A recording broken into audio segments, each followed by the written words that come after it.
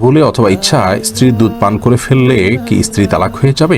সালাতের সময় হয়ে গেলে আজান শুরুর আগেই কি নামাজ আদায় করা যাবে? ভাত খাওয়ার সময় কি বাম হাতে গ্লাস ধরে পানি খাওয়া যাবে?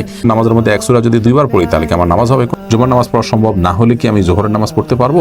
সবসময় কি মাথায় কাপড় দিতে হবে? নামাজরত অবস্থায় সিজদা যাওয়ার আগ মুহূর্তে সিজদার স্থানে ধুলা বালি ফু দিয়ে পরিষ্কার করা যাবে কি না? ওযু করার সময় আজান উত্তর দেওয়া যায় কি? বিবাহের সময় ছেলেরা কি হাতে মেহেদি আঙ্গুলে স্বর্ণ দিতে পারবে? গর্ভাবস্থায় সহবাস করা সম্পর্কে ইসলামে কোনো বিধিনিষেধ আছে কি না?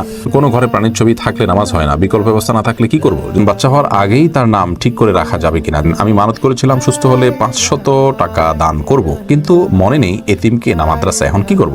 কাফনের কাপড় নাকি দরদাম করে কেনা যায় না, কতটা শরীয়ত সম্মত? আমি একজন গৃহিণী, প্রতিদিন সংসারের অনেক কাজ করা হয়, এই কাজ করে কিভাবে সওয়াব অর্জন করতে পারবো? মানে সংসারের কাজকে কিভাবে ইবাদতে রূপান্তরিত করতে পারি? বিলম্ব না করে চলুন আমরা আপনাদের প্রশ্ন উত্তর দেওয়ার পালায়। শরীফুল ইসলাম, আপনি আমাদের ইউটিউব চ্যানেলে প্রশ্ন করেছেন কাফনের কাপড় নাকি দরদাম করে কেনা যায় না, কতটা শরীয়ত সম্মত? এই মাসালা হয়তো কোনো কাপড়ের ব্যবসায়ী তার সুবিধার জন্য আবিষ্কার করছে কিনা, আল্লাহ আলাম। কারণ হলো এই ধরনের মাসালা থাকলে তো কাফনের কাপড়ের বিক্রেতা যারা তারা লাল হয়ে যাবে, যে কোনো দাম চাইবে, আপনি দরদাম করতে পারবেন না। মূলত কোনো কথা কোনো দেশে বলা হয়নি। অন্য 10টি জিনিসের মতো কাফনের কাপড়ও আপনি দরদাম করে কিনতে পারবেন, কোনো অসুবিধা নেই। এস এম রেজওয়ানুল খান, আপনি লিখেছেন উভয় পক্ষের বাবা মা বেঁচে না থাকলে বিবাহের নিয়ম তরিকা কি হবে? অভিভাবক হিসাবে বড় ভাই আছেন, বড় ভাই না থাকলে চাচা আছেন, পরবর্তী যে স্টেপের অভিভাবক আছেন সে সমস্ত অভিভাবকদের মাধ্যমে বিবাহের অ্যারেঞ্জ করবেন। এরপরে সুমাইয়া আক্তার সুমা, আপনি লিখেছেন কোনো ঘরে প্রাণীর ছবি থাকলে নামাজ হয় না, বিকল্প ব্যবস্থা না থাকলে কি করব? যদি বিকল্প ব্যবস্থা না থাকে তাহলে সেক্ষেত্রে প্রাণীর ছবিকে ডেকে নামাজ পড়বেন। আর নামাজ হয় না বিষয়টা সেরকম না, ওই জায়গায় নামাজ পড়লে মাকরুহ হবে। বিশেষ করে যদি আপনার সলাতে সিজদার জায়গায় থাকে, সামনে থাকে, তাহলে সেক্ষেত্রে সেটা তো দৃশ্যত তাকে সিজদা করছেন এরকম আপনার মনেও আসতে পারে, বা দেখলে সেরকম দেখা যেতে পারে। এই জন্য একটু সরিয়ে নেবেন বা উপর করে রাখবেন। এভাবে বিভিন্নভাবে আপনি চেষ্টা করবেন। তাতেও যদি কোনো এরকমও যদি কোনো উপায় না থাকে তাহলে আপনি ওখানে সালাত আদায় করে যে নামাজ হবে না, বিষয়টা সেরকম না, মাকরুহ হবে, অপছন্দনীয় হবে। এরপর এমডি মাহমুদ হাসান, আপনি লিখেছেন নামাজরত অবস্থায় সিজদা যাওয়ার আগ মুহূর্তে সিজদার স্থানে ধুলা বালি ফু দিয়ে পরিষ্কার করা যাবে কি না?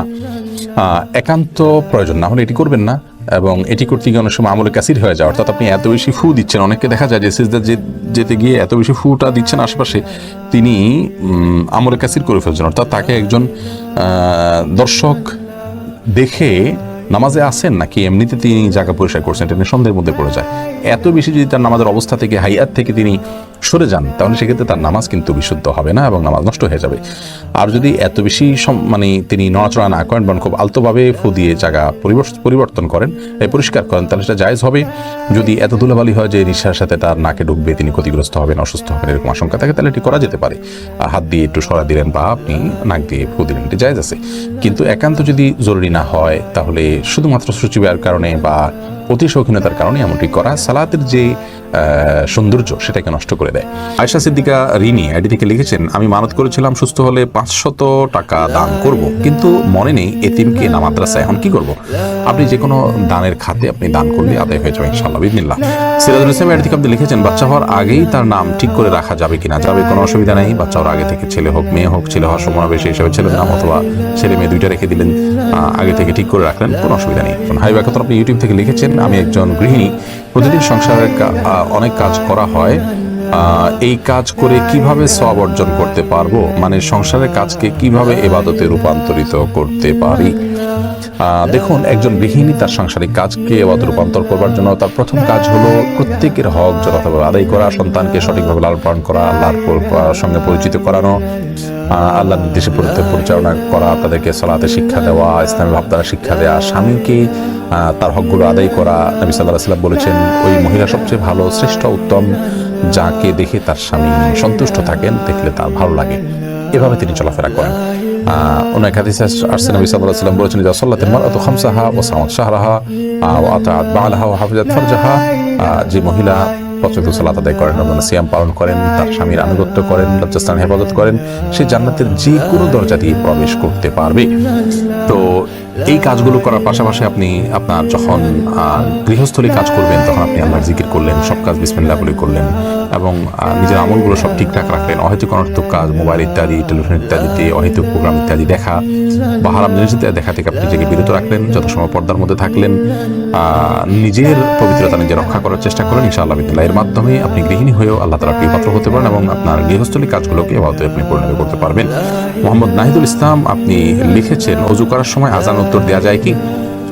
অজু করার ফাঁকে ফাঁকে আপনি যদি পানি অপচয় করা ছাড়া আজানের জবাব দিতে পারেন তো অবশ্যই দিতে পারেন। তবে মোহাম্মদ হাসান আপনি লিখেছেন, গর্ভাবস্থায় সহবাস করা সম্পর্কে ইসলামের কোনো বিধিনিষেধ আছে কি না? না, গর্ভাবস্থায় সহবাস করার পরে ইসলামের কোনো বিধিনিষেধ নাই। তবে আপনি এই অবস্থায় সহবাস করলে যদি বা গর্ভস্থ সন্তানের ক্ষতি হয় বা স্ত্রীর কষ্ট হয় বা ক্ষতি হয়, তাহলে সেক্ষেত্রে সেটি করা উচিত হবে না। শিশির ভেজা ঘাস এআইডি থেকে আপনি লিখেছেন, সবসময় কি মাথায় কাপড় দিতে হবে? না, সবসময় মাথায় কাপড় দিতে হবে বোন, এমনটি মোটেও আবশ্যক নয়। আপনি পরপুরুষের সামনে গেলে বা সে আপনাকে দেখে ফেলতে পারে এরকম হলে সেক্ষেত্রে মাথায় কাপড় না, শুধুমাত্র আপনি আপনার সৌন্দর্য ঢাকবেন, মাথার কাপড়কে আরো টেনে দিয়ে আপনার সৌন্দর্য এবং রূপ লাবণ্য এগুলোকে ঢেকে তার সামনে যাবেন।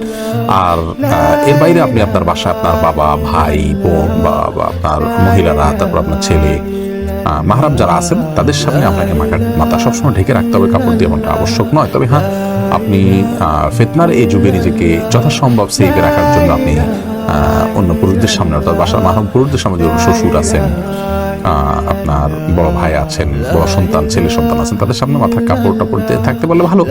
কিন্তু মাথায় কাপড় দিয়ে রাখতে হবে সব সময়, এটা পর্দার নির্দেশ এরকমটি কিন্তু নয় নিজের পরিবারের সদস্যদের সামনে, অর্থাৎ মাহরামদের সামনে।